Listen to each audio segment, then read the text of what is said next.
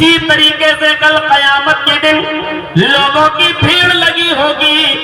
اول ما یحاسب به العبد یوم القیامت الصلاۃ. قیامت کے دن سب سے پہلے جو حساب و کتاب اللہ کے ہاں ہوگا, میدان محشر میں جو ہم سے سب سے پہلے حساب و کتاب لیا جائے گا وہ نماز کے تعلق سے لیا جائے گا. سب سے پہلے جو پوچھ تاچھ ہوگی وہ نماز کے تعلق سے ہوگی. لوگوں کی ایک بھیڑ لگی ہوگی. کچھ ایسے ہوں گے جو یہاں نیت باندھے پوری زندگی نمازیں پڑھتے رہے ہوں گے. کچھ ایسے ہوں گے جو یہاں نیت باندھ کر جنہوں نے پوری زندگی نماز پڑھی. کچھ ایسے ہوں گے جنہوں نے پیٹ پہ نیت باندھ کے نمازیں پڑھی. کچھ ایسے ہوں گے جنہوں نے ہاتھ چھوڑ کے نمازیں پڑھی. ایسے ہوں گے جنہوں نے رفع الیدین کیا ہوگا. کچھ ایسے بھی ہوں گے جنہوں نے نہیں کیا ہوگا. کچھ ایسے ہوں گے جنہوں نے امام کے پیچھے سورہ فاتحہ پڑھی ہوگی. اور کچھ ایسے ہوں گے جو امام کے پیچھے سورہ فاتحہ پڑھنے کو جرم عظیم مانتے ہوں گے. وہ کہتے ہوں گے جہنم کے انگارے منہ میں رکھے جائیں گے اگر ہم نے امام کے پیچھے سورہ فاتحہ پڑھ لی, اس لیے نہیں پڑھنا چاہیے. کچھ ایسے ہوں گے کچھ ویسے ہوں گے اور اللہ حساب و کتاب لے گا. ہم نے جو نماز فرض کی تھی تم نے پڑھی یا نہیں پڑھی, سب اپنے اپنا جواب دیں گے. ادھر باندھنے والے بھی, ادھر باندھنے والے بھی, ادھر باندھنے والے بھی, ہاتھ چھوڑ کر نماز پڑھنے والے بھی, 8 رکعت تراویح والے بھی ہوں گے, 20 رکعت تراویح والے بھی ہوں گے, ظہر کی 10 پڑھنے والے اور 12 والے بھی ہوں گے, عشاء کی 7 رکعت کو ضروری سمجھنے والے اور کچھ 17 سے 1 رکعت کم پڑھنے والے بھی ہوں گے. ہر لوگ قیامت کے دن ہوں گے. اللہ پوچھے گا تم نے نماز پڑھی یا نہیں پڑھی جو ہم نے فرض کی تھی. سب اپنا اپنا حساب کتاب دیں گے. وہ کہیں گے نماز تو ہے. آواز آئے گی یہاں یہ مت بتاؤ کہ تم کیسے پڑھتے تھے. لوگوں ہم نے نماز سکھانے کے لیے, ہم نے نماز کا طریقہ بتانے کے لیے ہم نے جناب محمد رسول اللہ کو اپنا آخری نبی بنا کر بھیجا تھا. اور ہم نے تم سے یہ کہا تھا لقد کان لکم فی رسول اللہ اسوۃ حسنہ. تمہارے لیے نبی اکرم کی پوری زندگی آئیڈیل ہے, پوری زندگی نمونہ ہے. اور خود تمہارے نبی نے یہ کہا تھا صلو کما رأیتمونی اصلی. مجھے یہ مت بتاؤ کہ اوپر نیت باندھی یا نیچے نیت باندھی. ہمارے پاس نماز وہ لاؤ جو جناب محمد رسول اللہ کے طریقے کے مطابق ہو. ہمارے پاس نماز وہ ہم پاس کریں گے اور اس نماز کریں گے جو ہمارے نبی جناب محمد رسول اللہ کے آئیڈیل اور ماڈل کے مطابق ہوگی. یہ ہماری اور آپ کی طرف سے یہ شعبہ بازیاں ہیں. ادھر مانگو تب بھی ہو جاتی ہے, ادھر مانگو تب بھی ہو جاتی ہے, ادھر مانگو تب بھی ہو جاتی ہے. یہ ہماری قیاس آرائیاں ہیں کہ 4 امام چاروں طرف, کسی نے اوپر باندھی کسی نے نیچے باندھی. اللہ نے نہ 4 امام بھیجے نہ ہزاروں بزرگ بھیجے. اللہ نے سب سے بڑا بزرگ جناب محمد رسول اللہ کو بنا کر بھیجا ہے. اور عبادت بھی وہی قبول ہوگی جو جناب محمد رسول اللہ نے بتائی ہے. اور جو طریقہ نبی نے بتایا ہے وہی طریقہ مانا جائے گا. اور جو نماز نبی کے طریقے پر پڑھی گئی ہوگی وہی نماز اللہ قبول کرے گا. جیسے 2 روپے کا پین بھی پین ہے اور 1000 روپے کا پین بھی پین ہے, لیکن آپ اس پین کو قبول نہیں کرتے جو آپ کے ماڈل کے مطابق نہیں بنایا گیا. اللہ قبول نہیں کرے. محمد رسول اللہ کے ماڈل کے خلاف ہے یا نبی کے طریقے کے خلاف. ہر چیز میں عبادت اور عبادت میں طریقہ نبی اکرم کا. جانتے ہو ابھی کچھ دن پہلے یہ اسرائیل اور فلسطین کی لڑائی میں ہمارے لکھنؤ میں کسی نے یوٹیوب پہ ڈالا, بہت اس کا شور ہوا کہ صاحب ہم فلسطین کے مسلمانوں کے لیے 1 دن کا روزہ رکھیں گے. اور اتر پردیش کے اندر لوگ اور وہ سمجھنے لگے کہ ہم ہندوستان میں بیٹھ کر روزے کی حالت میں فلسطین کے مسلمانوں کے لیے دعا کریں تو اللہ زیادہ قبول کرے گا.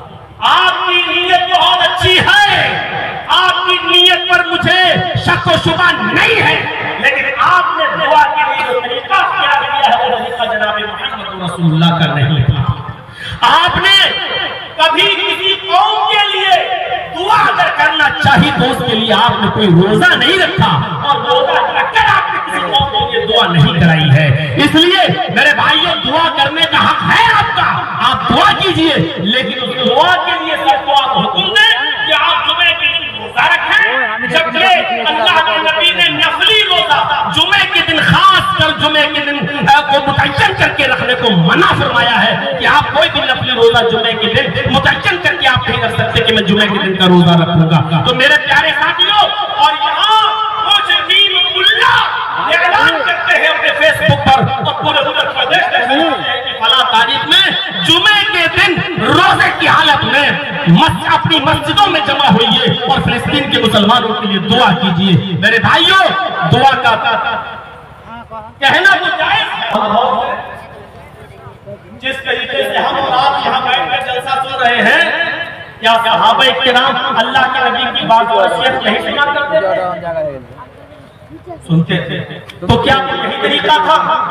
حدیث کی کتابوں میں آتا ہے جب نبی اکرم واعظ کرنا نصیحت کرنا شروع کر دیا کرتے تھے تو صحابہ کرام اپنے سروں پر بیٹھی ہوئی مکھی بھی نہیں اڑایا کرتے تھے. یہ ڈسٹرب ہو جائے گا, معاملہ بگڑ جائے گا اگر ہم نے کوئی چیز رہ گئی نہیں سن پائے. تو یہاں تو جمعے کے خطبے ہوتے ہیں مسجدوں میں, اور جن مسجدوں میں پنکھے نہیں لگے ہوتے ہیں ہم نے خود اپنی آنکھوں سے دیکھا ہے, اور اس زمانے سے میں نے تقریریں کرنا شروع کی ہے, 25 سالیں تو ہو ہی گئی ہیں, ایسی ایسی مسجدیں دیکھی جہاں پنکھے تک نہیں تھے. تو جمعے کا خطبہ دے رہا ہوں اور لوگ ہاتھ کا پنکھا اٹھا کر اپنے اوپر چل رہے ہیں, ہاتھ کا پنکھا اٹھا کر اپنے اوپر چل رہے ہیں. ایسی قوم سے کیا توقع رکھی جا سکتی ہے؟ ابھی شعر سن رہے تھے آپ, ابھی اشعار سن رہے تھے آپ, اتنے دور سے بلایا تھا آپ نے, فلسطین کے اوپر بھی آپ نے نظم سنی ہے. کیا ایسی قوم سے یہ امید لگائی جا سکتی ہے کہ یہ فلسطین کے مسلمانوں کے لیے, وہاں کی عوام کے لیے, نونہالوں کے لیے, وہاں کے بچوں کے لیے اور وہاں کی عورتوں کے لیے اپنی جان کی قربانی اور اپنی جان کا نذرانہ پیش کر سکتی ہے؟ جو قوم 2 گھنٹہ اطمینان کے ساتھ بیٹھ کر, سکون کے ساتھ بیٹھ کر ایک دینی جلسہ نہیں سن سکتی ہو, بیچ میں اس کو کئی بار اٹھنا پڑتا ہو, ایسی قوم سے کیا آپ یہ توقع لگا سکتے ہیں کہ یہ قوم فلسطین کے لوگوں کی مدد کرے گی؟ اچھی آواز میں تقریر سن لینا اور اچھی آواز میں مشاعرہ سن لینا یہ ایک الگ چیز ہوتی ہے, لیکن ہمدردی کے طور پر میرے بھائیوں کسی کو یاد کرنا اور ہمدردی کے طور پر اس کی مدد کرنا یہ الگ چیز ہوتی ہے. تو ہمارے آپ نہیں کتنا شور ہنگامہ, اور وہ بھی جلسوں میں, اور ہماری تقریر میں جب یہ حال ہو تو بیچارے اور دوسرے مولویوں نے کیسے ہوتا ہوگا؟ تصور کرے بھیا بیٹھ جاؤ یا اٹھ کے چلے جاؤ. مجھے معلوم ہے کہ کتے کی دم ٹیڑھی رہتی ہے, وہ سیدھی نہیں ہو سکتی ہے چاہے 100 سال نل کے پائپ میں رکھو. وہ ہم کتنا بھی چیخیں گے وہ آپ وہی کرو گے جو کرتے آ رہے ہیں. 25 سال سے نہیں سدھری قوم کو آپ کیا سدھرے گے؟ ٹھیک ہے جانا ہو تو جاؤ, شوگر کے مریض ہوں, پیشاب زیادہ لگ رہا ہو تو جائیے. تو میرے بھائیوں سنیے, لقد کان لکم فی رسول اللہ اسوۃ حسنہ, ہر چیز میں نبی کا اسوہ دیکھا جائے گا. آپ دعا کے لیے کہہ رہے ہیں ٹھیک, لیکن دعا کے لیے اللہ کے نبی نے کبھی روزے کا حکم نہیں دیا کہ روزہ رکھ کر دعا کرو. وہ الگ بات ہے کہ بہت سی جنگیں رمضان کے مہینے میں ہوئی, صحابہ کرام نے اس لیے روزہ رکھا کیونکہ رمضان کا مہینہ تھا, روزہ فرض تھا. وہ فرض روزہ بھی رکھتے تھے اور جہاد بھی کرتے تھے, وہ ایک الگ مسئلہ ہے. لیکن جب رمضان کا مہینہ نہ ہو تو ایسی صورت میں آپ کسی قوم کے لیے دعا کرنا چاہیں تو اس کے لیے اسپیشل روزہ رکھنا یہ جائز نہیں ہے. اس کے جواز کی دلیل آپ کو قرآن و حدیث سے دینا پڑے گی جو آپ کے پاس نہیں ہے. اچھا کام وہ نہیں ہے جو آپ بتا رہے ہیں, اچھا کام وہ ہے جو جناب محمد رسول اللہ صلی اللہ علیہ وسلم بتائیں, اس کو اچھا مانا جائے گا. نماز کا مسئلہ ہو, روزے کا مسئلہ ہو, کوئی بھی مسئلہ ہو, ہر چیز میں ہمیں اللہ اور اس کے رسول کو دیکھنا پڑے گا. ہمیں یہ دیکھنا پڑے گا کہ شریعت کیا کہتی ہے, ہمیں یہ دیکھنا پڑے گا کہ شریعت کیا کہتی ہے.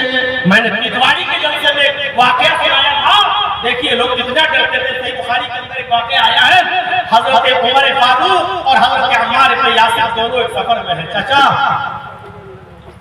بیٹھ جاؤ، چاچی سو گئی ہوگی، کسی کام کی نہیں ہے، بیکار ہے جا رہے ہیں،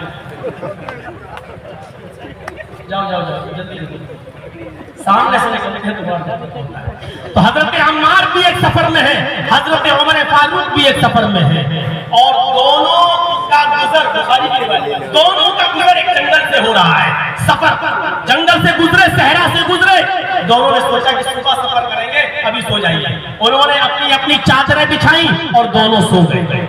اب سنیے گا، اصل واقعہ سنانا چاہتا ہوں، اس واقعے سے میں آپ کو جوڑ رہا ہوں۔ دیکھیں صحابہ کرام شریعت کے معاملے میں کتنے محتاط تھے، کوئی کام کرے یا نہ کرے اس معاملے میں کتنے محتاط تھے۔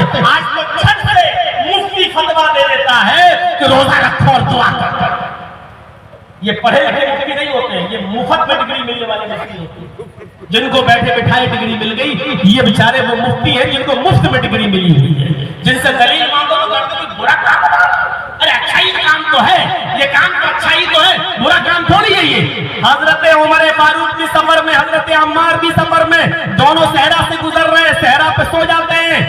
فجر کی نماز پڑھنے کے لیے دونوں اٹھتے اور دونوں کے پاس پانی نہیں ہے، فجر کی نماز پڑھنے کے لیے دونوں صحابی اٹھتے ہیں اور دونوں کو غسل کی ضرورت پڑ جاتی ہے۔ سمجھ رہے ہیں آپ؟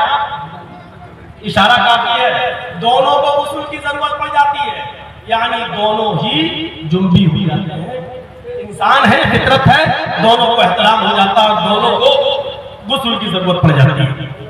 اب دیکھیے غسل کے لیے پانی نہیں ہے، غسل کے لیے پانی نہیں ہے، حضرت عمار کہتے ہیں اے عمر مجھے غسل کی ضرورت ہے، حضرت عمر کہتے ہیں عمار مجھے بھی تو غسل کی ضرورت پڑ گئی ہے، پانی دونوں کے پاس نہیں ہے۔ حضرت عمار کہتے ہیں چنتا نہ کرو، اگر پانی نہیں ہے تو ہمارے پاس نبی اکرم صلی اللہ علیہ وسلم کی حدیث ہے۔ اب سنیے، حضرت عمار کہتے ہیں میرے پاس نبی کا طریقہ ہے، اللہ کے نبی صلی اللہ علیہ وسلم نے فرمایا کہ جب پانی نہ ملے تو پاک مٹی سے تیمم کر لیا کرو۔ حضرت عمر کہتے ہیں اے عمار یہ حدیث تو میں نے بھی سنی، نبی کا یہ فرمان میں نے بھی سنا، جب اللہ کے نبی نے یہ بات کہی تھی اس وقت میں بھی اس مجلس میں موجود تھا، لیکن بات وضو کی تھی، غسل کی نہیں۔ یعنی اللہ کے نبی یہ فرما رہے تھے جب وضو کے لیے پانی تمہیں نہ ملے، جب وضو کے لیے پانی تم نہ پاؤ تو تم پاک مٹی سے تیمم کر لیا کرو۔ ہمیں غسل کی ضرورت ہے، وضو کی نہیں۔ اگر وضو کے لیے پانی نہ ملے تب اللہ کے نبی نے کہا کہ پاک مٹی سے تیمم کر لو۔ ہمیں پانی جو ہمارے لیے، ہمیں وضو کی ضرورت نہیں ہے، ہمیں تو غسل کی ضرورت ہے۔ حضرت عمار کہتے ہیں وضو کے تیمم سے غسل کا تیمم بڑا کر لیجیے۔ قیاس دیکھیے، عقل دیکھیے، انہوں نے کہا کہ وضو کا تیمم چھوٹا ہوتا ہے، غسل کا تیمم بڑا کر لو۔ اور غسل کا تیمم کیا ہے؟ سنیے، آپ اپنے دونوں ہاتھ پاک مٹی پر مارے، جب وضو بنانا، وضو کے پانی نہ ملے تو تیمم کیسے ہوگا؟ ایسے دونوں ہاتھ مار کے مارے اور دونوں کو پھونک لیجیے، ہو گیا؟ اس کو چہرے پہ پھیر لیجیے، ہو گیا؟ اب دائیں ہاتھ کی پشت کو بائیں ہاتھ کی پشت پر یہاں سے ایسے کر لیجیے، اور بائیں ہاتھ کے ہتھیلی کو دائیں ہاتھ کی پشت پر ایسے کر لیجیے، یہ آپ کا تیمم ہو گیا۔ کہا کہ یہ تیمم ہے وضو کا، ہمیں غسل کی ضرورت ہے۔ تو حضرت عمار نے کہا ایسا کرتے ہیں غسل کا تیمم ہم بڑا کر لیتے ہیں۔ تو کہا بڑا تیمم کیا ہے؟ تو حدیث کے الفاظ بخاری کے تمرغت کما تمرغ الدابہ، حضرت عمار مٹی پر ایسا لوٹے جیسے چار پیر والا جانور چوپایا لوٹتا ہے مٹی پر، یعنی پورے جسم پر انہوں نے مٹی ملی۔ حضرت عمر سے کہا یہ غسل کا تیمم ہو گیا، یعنی پورے جسم پر میں نے مٹی لگا لی، اور انہوں نے نماز پڑھ لی۔ حضرت عمر نے کہا میں یہ نہیں کروں گا، کیونکہ اللہ کے رسول کو میں نے کبھی یہ کرتے ہوئے نہیں دیکھا۔ دیکھیے حضرت عمار نے بھی اپنی عقل دوڑائی، بات تو صحیح ہے، وضو کا تیمم چھوٹا ہوتا تو غسل کا بڑا، تو انہوں نے اپنی عقل کے حساب سے بڑا کر لیا۔ لیکن حضرت عمر نے کہا نہیں، ہمیں نبی اکرم سے ہمیں اس بات کا کوئی ثبوت نہیں ملا کہ غسل کے لیے ہمیں پورے جسم کو زمین پر مٹی پر لوٹانا ہے، اس لیے ہم تو پانی کا انتظار کریں گے۔ پانی صبح تک نہیں ملا، شہر سے باہر نکل گئے، شہر جب جنگل سے باہر نکلے تو شہر میں پانی مل گیا، اور جب شہر میں پانی ملا تو حضرت عمر جلدی سے غسل کرتے اور نماز پڑھتے ہیں، ان کی نماز قضا ہو گئی۔ اب فیصلہ کون کرے گا کہ حضرت عمار نے صحیح کیا یا حضرت عمر نے صحیح کیا؟ اس بات کا فیصلہ کیسے ہوگا؟ حضرت عمار سوچ رہے تھے میں نے بالکل صحیح کیا، حضرت عمر سوچ رہے تھے کہ میں نے بالکل صحیح کیا۔ جب سفر دونوں کا ختم ہو گیا اور جب یہ بات اللہ کے نبی کے سامنے آئی، دونوں نے اپنا اپنا قصہ اللہ کے نبی کے سامنے رکھا۔ اب سپریم کورٹ سے فیصلہ اب نہ یہاں مولوی جرجیز کی چلے گی، نہ مولانا کلام کی چلے گی، نہ ہمارے استاد محترم مولانا مشتاق کریمی صاحب کی چلے گی، نہ توحید صاحب کی چلے گی، کسی کی نہیں۔ سپریم کورٹ کیا ہے؟ محمد رسول اللہ صلی اللہ علیہ وسلم کی عدالت۔ اور جب اس عدالت میں فیصلہ کیا، حضرت عمر نے کہا میں نے نماز نہیں پڑھی، پانی مل گیا، غسل کیا، تب جا کے نماز پڑھی۔ آپ نے کہا عمر تم نے بھی غلط کیا، تمہیں نماز ترک نہیں کرنی چاہیے تھی، نماز اپنے وقت پہ پڑھنا چاہیے تھا۔ حضرت عمر نے بتایا میں نے پورے جسم کو مٹی سے سان لیا اور پورے جسم پہ ہم نے مٹی مل لی، چوپائی کی طرح ہم زمین پر لوٹ گئے۔ آپ نے کہا عمار تم نے بھی غلط کیا، اے عمار تم نے بھی غلط کیا۔ سپریم کورٹ کا فیصلہ آ گیا، اب نہ عمر کی چلے گی نہ عمار کی چلے گی، نہ عمر کی چلے گی نہ عمار کی۔ دونوں نے پوچھا اللہ کے رسول جب دونوں نے غلط کیا تو پھر صحیح کیا ہے؟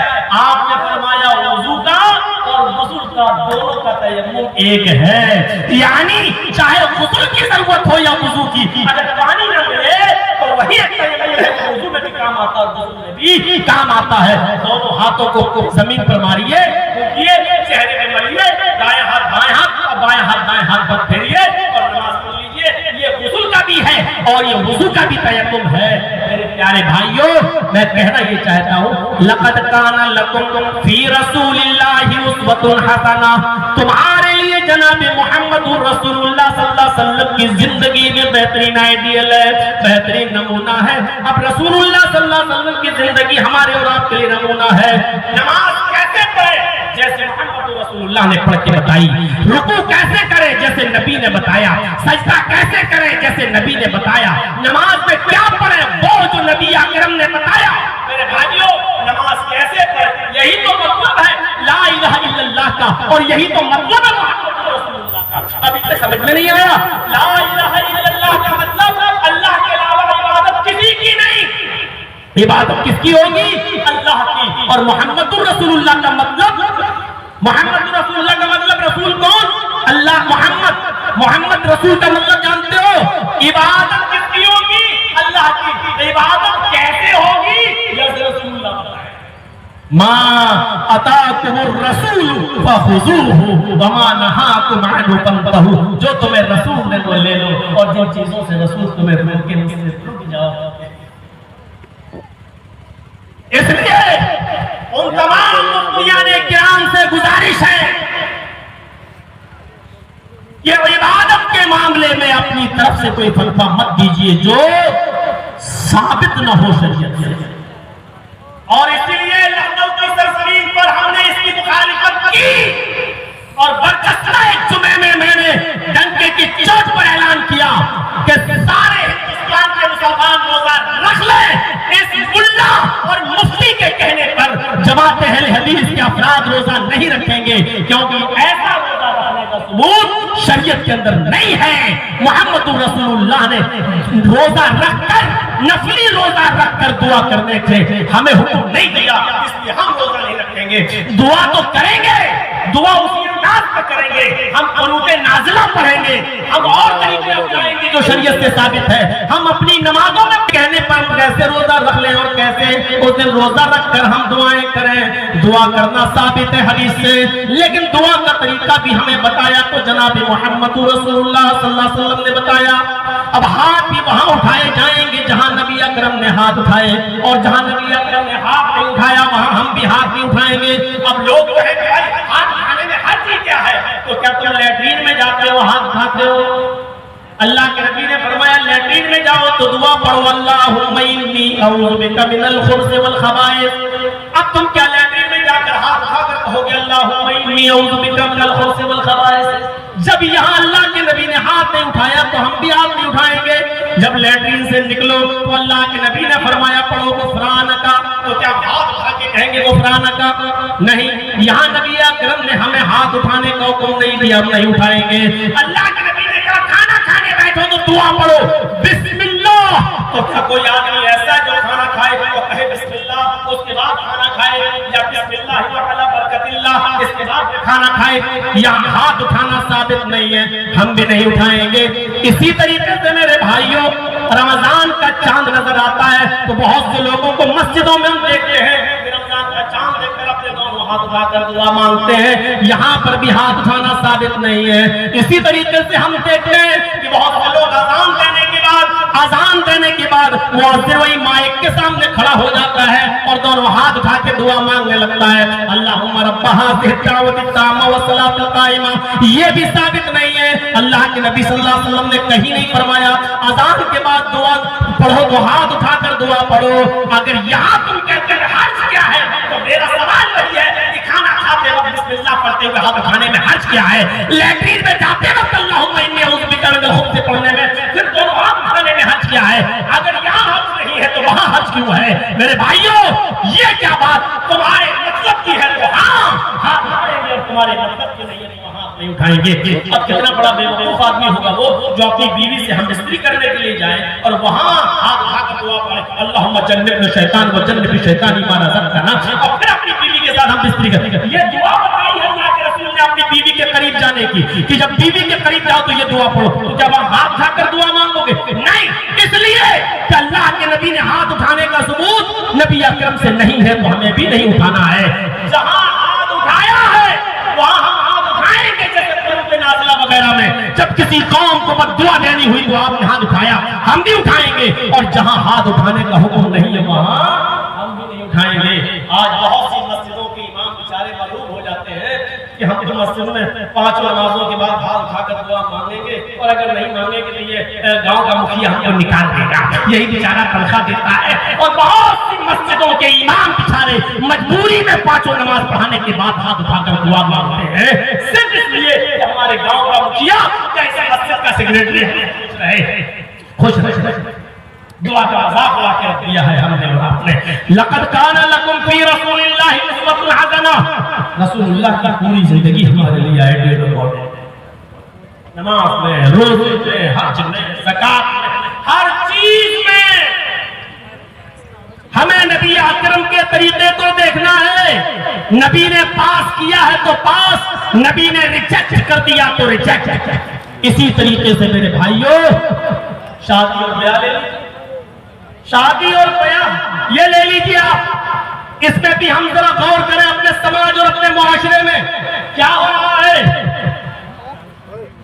तकरीबन 25 साल का जमाना गुजर चुका है आपके कटिहार, पूर्णिया, अररिया, बिहार के अंदर, झारखंड में आते आते मेरा, और 25 साल की इस लंबी जिंदगी में मेरे भाइयों जहेज के खिलाफ भी बहुत सी तकरीरें हमने की हैं, लेकिन आज 25 साल के बाद एक बुराई अपने मुआशरे